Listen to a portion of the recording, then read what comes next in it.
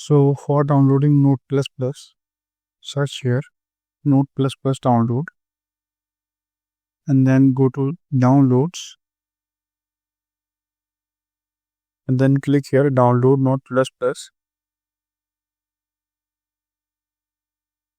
and just wait.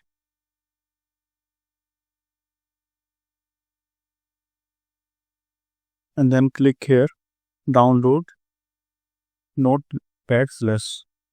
And here you can see it is getting download. So just wait. So as you can see, the downloading has been completed. Now just double click it. Click on yes if any pop-up occurs.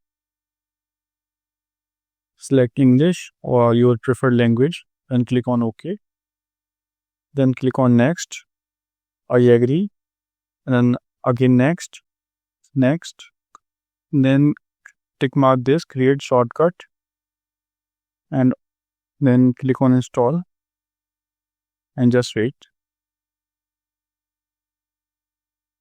So here you can see it is installed. Now click on finish. Now you can open it. So here you can see Note++ has been installed and opened. Now you can start using it. Thanks for watching.